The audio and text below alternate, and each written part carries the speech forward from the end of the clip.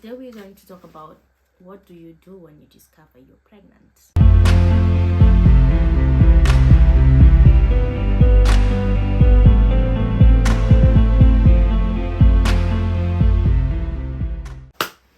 Class in session.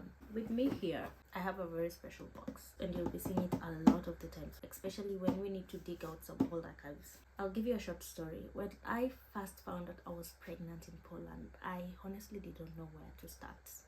I was confused. I felt lost because I did not know what to do. And my personal journey is I've always been the biggest campaigner for child-free life. I thought I'm smart, and I reached out to one of my friends who is a mom, is also a foreigner, and I asked her, I'm asking for a friend. I had 3 questions for her. First question was, this friend just discovered she's pregnant. What would you advise the first step on what she should do? The second question was, I heard you talking nicely about a certain gynecologist. Like, would you share this gynecologist with me? And what would you advise? And the third question was, are you able to share with me what things a baby needs, the baby list? Where can I get more information on what this friend can do and everything? I'm sure deep down in her head, she knew it's me.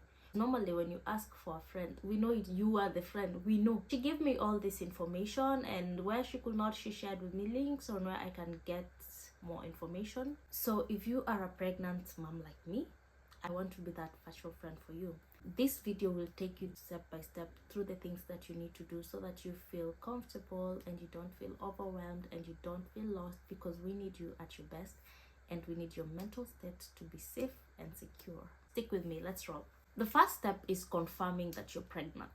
So I'll open my box and I have my 3 pregnancy testing kits. You might ask, why do I have 3 pregnancy test kits? This was my first pregnancy test kit, and I tested it at like 5 a.m. or something, and I was in shock. I was like, oh my god, I'm pregnant. But I was like, okay, no, this might be a fault. The company has a problem. Probably it's an expired kit. Now I'll do better. I went and got 2 more pregnancy test kits in the morning when the stores were open, and these 2 I got them from 2 different companies. Because I was like, you know what, maybe, just maybe, one of the companies is expired, or it has a problem, or this batch had a problem, so let me try to and see what I'm going to do. And shockingly, surprisingly, everything was double. So this one I got it from a pharmacist, and these 2 I got them from Roseman. I would advise, go to Roseman, they're cheaper. Pharmacies are expensive. I never picked pink. I never knew I'm having a girl. I just liked pink. They are available in only 2 colors, pink and blue. There's no plain white or plain gray or whatever. Then the next step, after you already confirmed that you're pregnant, you want to book your gyna. How do you book a gyna? Your first gyna visit for pregnancy, you really don't need a referral. You can just book, and once you get to the gyna, you'll tell them you're pregnant, and your process starts from there. If you're a foreigner like me, I bet you're looking for either an English-speaking gyna, French-speaking, Ukrainian-speaking, like you're just looking for a gyna who will be able to ease off your tension and explain to you information on how you're doing, how the baby is doing. Language is a factor that you should be very careful when you're choosing a gyna. If there's a language barrier, you might have a problem understanding on what next, what's going on with you, what's going on with baby, what tests are important, or what you need to do. How do you pick a good gyna who can be able to communicate in a language that you understand? First option, referrals. If you have friends, if you have family, if you know someone who was pregnant or who is a mom, you can ask them for a good gyna referral, and once they give you can start with that gyna. Number 2, research. If you don't have good referrals, you need to research.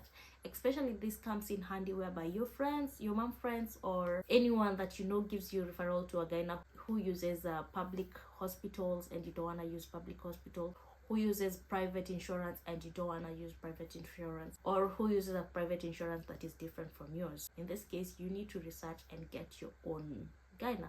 2 points that I advise you to research: Facebook mom group and Google. For me, I went with Google. I was going step by step, looking at the available gynas, reading the reviews. Once I was satisfied, I had my 3 top picks. Luckily, I found my best pick. My first pick was the one that was available, and I went with that person.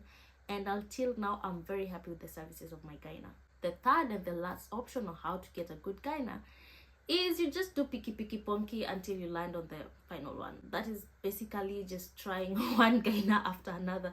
Each visit you keep trying a gyna until you find the one that you guys gel together and you proceed with that. For me, I wouldn't advise really picky ponky, because that way this gyna is not really following your journey. But if that's the only option you have, go with it. Also, you might find that in public hospitals sometimes you don't really get to see the same gyna that you have been seeing. You get whoever is on duty during your referral date and you go with that. That's not a problem because they also provide the same services. For me specifically, I wanted one gyna to take me through the whole journey. I had fibroids that had been discovered earlier, and 2 weeks I had visited a gyna and he had told me that my fibroids are growing. I knew my pregnancy was almost high risk. Not really. I'll share with you that story in another vlog. That is why I was so keen on researching for my own gyna and reading the reviews. For me, the specific important part was a gyna who is able to explain to me everything that is going on with me, and a gyna who is able to communicate in English. In most spam groups, people are talking about how gynas are dismissive. If you're pregnant, they just tell you something, and like they really don't answer your questions. And I was very keen on getting a gyna who will answer all my questions, who will reassure me, and who will be able to take care of me and baby very well. Once you have picked your gyna, you need to decide if you're going private or public. If you're going private, if you have an insurance cover which is ready and your package contains gynecological services, good for you. If you don't have an active insurance, you can choose to go the NFZ route. Very good services still. You're winning. Good to go. I'm addressing people who don't know that you have these options. So I have a friend who ended up paying for gynecological services throughout her pregnancy, and you pay between 200 to 600 per visit. That's a lot of money. In case you really want to go private and you don't have a private insurance, you can estimate when you're planning financially, the cost is between 200 to 600 zlotys. Please work with 400 or 600 zlotys per visit because that's a near estimate as compared to 200. That's it for the cost. These are things that you need to consider. Once you've chosen if you want to go to private or NFZ, you've picked a gyna, what next? You book your first visit. There's some documents that are very crucial for the first registration. You need to have your proof of residence. That shows that you live in Warsaw, you live in Poland, or you live in Krakow, you live in Wrocław. You need to prove that you live in Poland and you're getting these services because you live in Poland. Number 2, you need to have your identification. In fact, identification should be the first one. You need to have your identification because it proves and shows who you are. So if you don't have your catapopito at that point, you need to have a passport. It needs to be valid. Number 3, you need to make sure that your insurance covers or documents are in order. If you're using private insurance, make sure your insurance is updated. The package that you're paying for contains gynecological services so that you don't have to go into your pockets. If you're using NFZ, you need to make sure that you have been timely on your payments and you can be able to access NFZ services. If you're not using any, you can choose to just pay and you're good to go. You don't need the insurance part. So on your first visit, you will be referred for blood tests. And let me tell you, literally every single visit that you have to have the blood test and the urine test. There are 2 options when you pick gynecological services, depending on if you're using private or NFZ as well. You might get an option where you get a gynecological services and midwife at the same time. You might get an option where you just get gynecological services. And trust me, there is no much difference because the information that you get or the service that you get is practically the same. I think most clinics have gynecological and midwives together, so that should not really be a problem. It should not bother you. So what happens is, every time you go for a visit, you have to go to the midwife office first. Go there like 15 minutes before. They test you, your pressure, your everything. They check you well. And then now you go visit your gyna. If you have your blood samples or any test that was done in between those periods, you hand them over to the midwives, or the midwives will check them from the system if you're using the same hospital and the same services. And then they update your card and you go to the gyna. Of importance is during registration, you get a pregnancy card. A pregnancy card is very, very important because this is where all your information about your pregnancy will be put, and you will need this card until delivery. So you really need to take care of this card. I'd advise you to also have a tracking app. Most important thing is these apps help you know what state of pregnancy you are, what you need, how you should be taking care of yourself. You don't have to go for a paid app. You can do the free apps. You can do the apps in US, but just customize them to your local preference. Even during labor, I used my pregnancy tracking app to be able to track my contractions, and it was really helpful because when I was talking to the nurse, I knew what I was saying and they were able to act on what was going on. I'm a foreigner. I live in Poland. I come from Kenya, and I'm going to give you a little bit of a difference, how different it is in Kenya and in Poland. I have never been pregnant in Kenya, so whatever I'm giving you is practically from storytelling and what I've heard from other moms about our experiences. We have this saying in Swahili that says mficha uchi hazai. That saying loosely translates to whoever hides their nakedness cannot give birth. Let me tell you, there was a manifestation of this proverb in Poland. Every single visit, they have to do an ultrasound.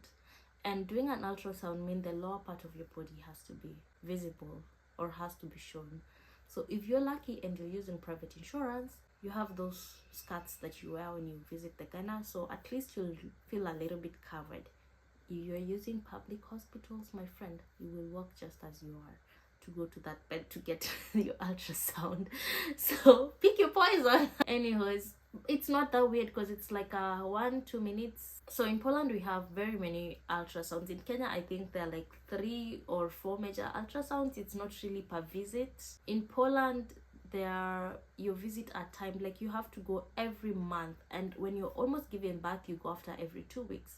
In Kenya I don't think you go every month. I think the clinics are a bit spaced according to what I heard. In Poland you do blood test and urine test before every visit. In Kenya you don't do that. You don't have to do that. It's never that serious. I'm joking. In Poland they require you, or they advise you to do some tests. Requirement, you have the glucose test that you have to do when you're at a certain point in pregnancy. And in Kenya, it's not mandatory. You really don't have to do that. But in Poland, it's very mandatory. In Poland, you have an option of doing a papa test. In Kenya, maybe those fancy gynas will tell you, but no one really cares, or no one really tells you to do the papa test. For the papa test in Poland, it's not free. You have to pay for it. And they were charging me 600 zlotys. I did not do that test. I just prayed and I was like, God, please cover, protect my baby. And my baby turned out fine, but it's always recommended early in pregnancy when you're in your first trimester. In Poland, there are vaccinations for mom as well during pregnancy, and these vaccinations are so that the baby can be born with some of this vaccine infused already in their bloodstream. In Kenya, we have nothing like that. And this vaccination, I'm not so sure if it's paid or free. I paid for it in my private insurance, and I'm not sure, but one of my friends mentioned that they got it for free. So I don't know if it was through NFZ or how it works, or the insurance paid for it. In Poland, you don't call everything a hospital. There are clinics and there are hospitals. The big hospitals probably have maternity wings and maternity options, and there are very special maternity hospitals that deal with everything female reproductive health and gynecological. In Kenya, everything is a hospital. Any hospital, even the small dispensary, has a maternity wing.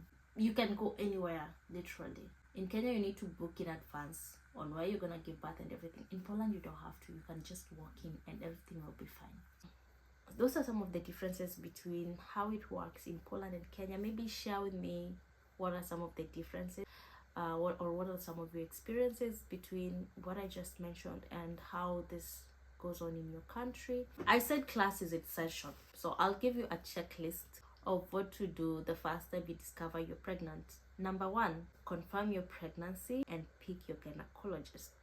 Number 2, register your pregnancy with a gynecologist. Number 3, make sure your insurance documents are in order, all payments are made, and everything is in order for your journey. Number 4, have a prenatal file. Like I said, you're having a lot of tests that are going to be done, so you need to document this. They have to test your HIV, they have to test your rhesus factor, and sometimes in between you might need this documentation, so you need to have a file, and during delivery you also need some of these documentations. Number 5, research about the hospital that you're going to use. Are you going to use a public or are you going to use a private hospital? And with these 2 hospitals, what is the proximity to my place of work? What is the proximity to where I live? Which one is more comfortable for me to go? Number 6, Just consider the language of the hospital that you choose. Are you able to get an English speaking doctor or a Russian speaking doctor? Are you able to get only Polish doctors? Do they allow for translations? Do I need to come with a translator? These are factors that you all need to check and confirm that they are in order for you to proceed and have a seamless journey. I have mentioned a lot of things and it might seem a little bit overwhelming, especially for a first-time mom or a mom who has never been a mom abroad or in Poland. It might look like too much information, but don't worry, step by step, it's manageable. You got this. On our next video, I'll be sharing help and support that is available to new moms and foreign moms in Poland. So stay locked, hit the subscribe button, like and comment. What are your experiences like as a mom and a foreigner living in Poland or living abroad in any other country? See you next time.